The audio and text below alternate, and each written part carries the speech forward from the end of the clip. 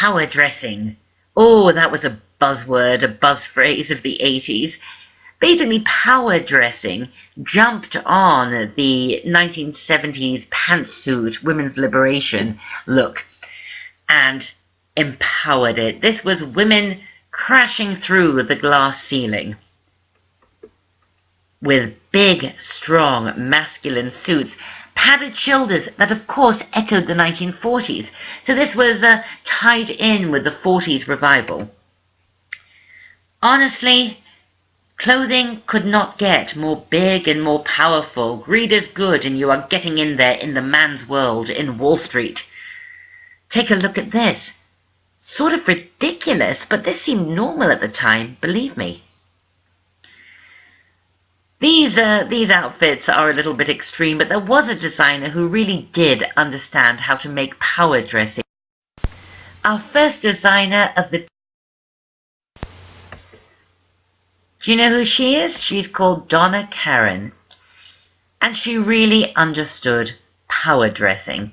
She made it softer, more feminine, and wearable and workable. She was a well-known and beloved for collections where women, working women, could coordinate their outfits. Dresses that matched jackets, jackets that matched pants, everything could be mixed and matched. It's rather lovely, even by 80s standards. Donna Karan was the favorite designer of the empowered working girl of the 80s. But not everybody in the 80s was working, were they? Because of the mass unemployment in Great Britain, a huge percentage of young people were unemployed. Take a look at these kids. Wow. Meet the New Romantics. This is so much fun. New Romanticism was a musical movement and a fashion movement, and it really started here at a store called the World's End at the bottom of the King's Road in Chelsea in London. Take a look at this store. It sort of looks like an 18th century or even 17th century inn, doesn't it? Look at that enormous clock. The hands spun around backwards like you were going back in time. And this was the center of the pirate look. The pirate look. And who invented it? These two. Vivienne Westwood and Malcolm McLaren. Malcolm McLaren did the musical element, and of course Vivienne Westwood did the fashion. It was the opposite to punk rock. This is how genius these two were. Punk rock, it was dirty, it was angry, it was aggressive, it was shocking. It was a reaction to what was going on in the world. In the 70s, in the 80s, dreary mass unemployment. Did people want to dress in a way that reflected that? No! They wanted to dress in a way that stuck a finger up to Margaret Thatcher. It was about being a dandy again. It was about dressing up. Sure, I've got no money and I have to stand in line to get my welfare check, but I am going to dress up like a pirate, like a cavalier, like an outlaw. It was wonderful.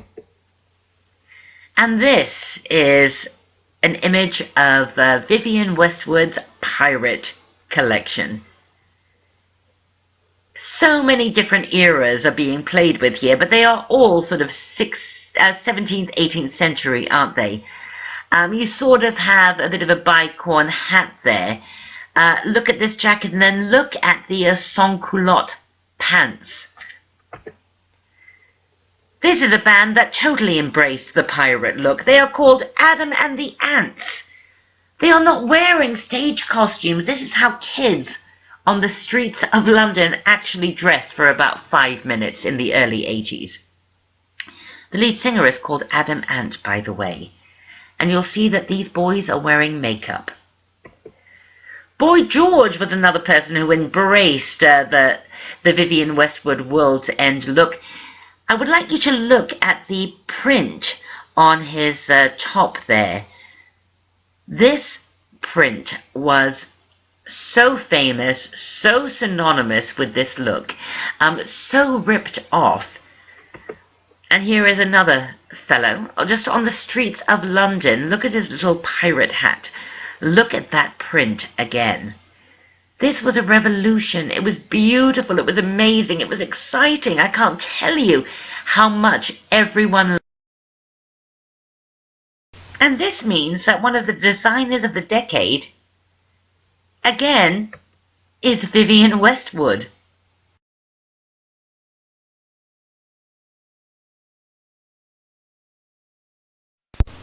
Vivienne Westwood had so many iconic collections from the early to mid-80s that I want to run through them with you so that you will be au courant with them all. Of course, the pirate collection.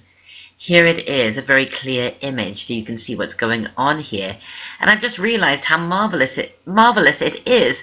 I don't have to explain to you what people wore in the 17th and 18th centuries to then explain what Vivienne Westwood was doing here. You know this. You see? Now do you understand? I hope you understand in our penultimate lecture the importance of fashion history. After that came this. It was very strange, her buffalo collection. She drew on Peruvian and Chilean traditional attire. Chilean llama herders, things like that. It was sort of grubby and dark, but so odd. Nobody had seen anything like it. Part of the buffalo collection was the buffalo hat. There's Malcolm McLaren wearing one, and that hat's made a comeback quite recently, hasn't it? And then there was punkature. This was extremely odd. This drew on the Regency era, which you know all about. I don't have to explain that now. It drew on the Victorian era, and it also drew sort of on the 1930s.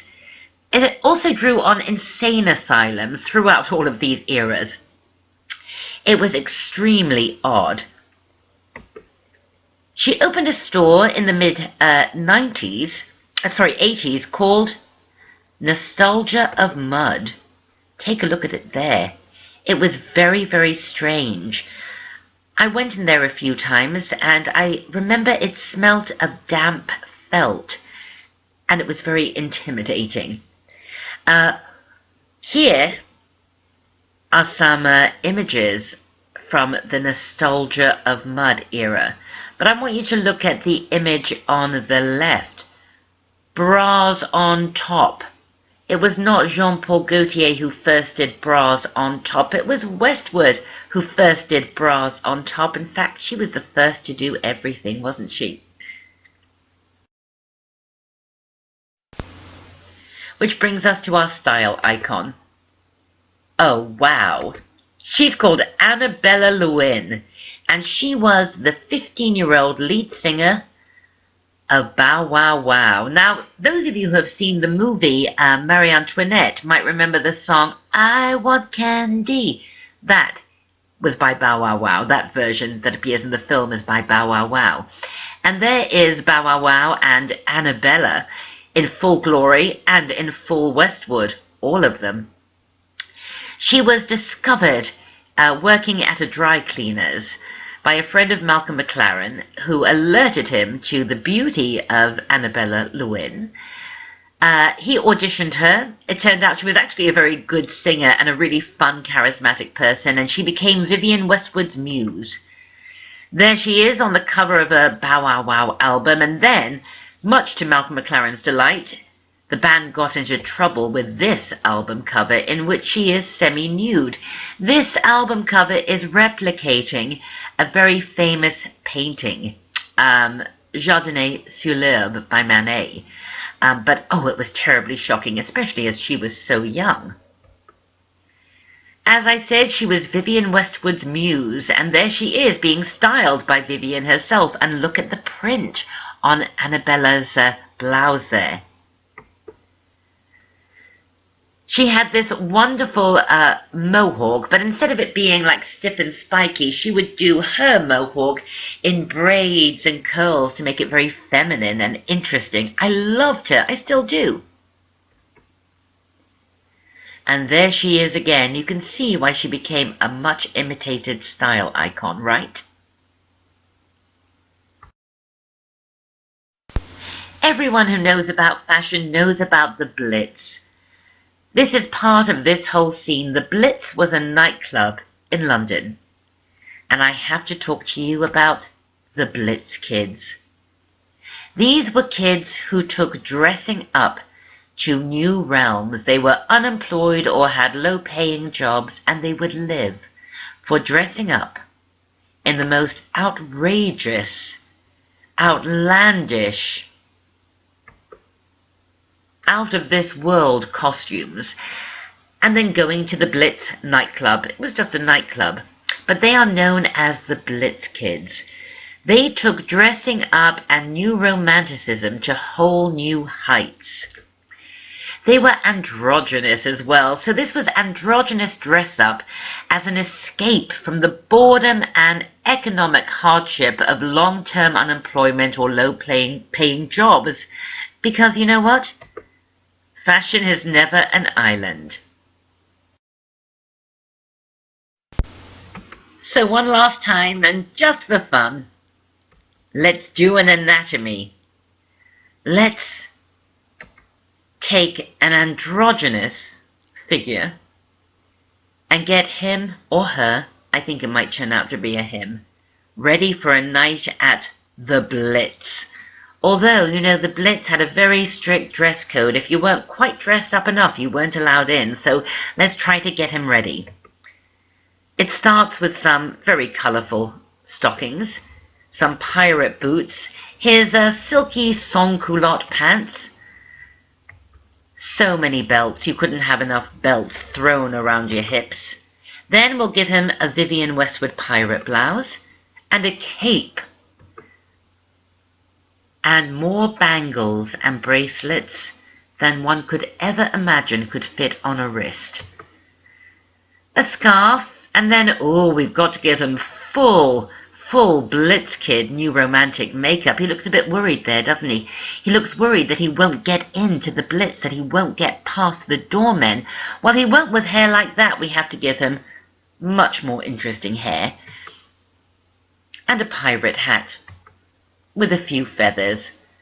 I think he's good to go, but you know, he's unemployed, isn't he? He lives in some dreary bedsit. That was the name that we gave to one room that you would rent. Bed-sit, bedroom and sitting room, in the suburbs, miles from London. So let's give him his Walkman, because everybody had to have a Walkman, so he could listen to Duran Duran as he waits at the bus stop.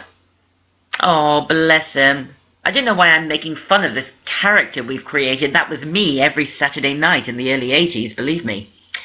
Let's give him some friends to make sure he gets in.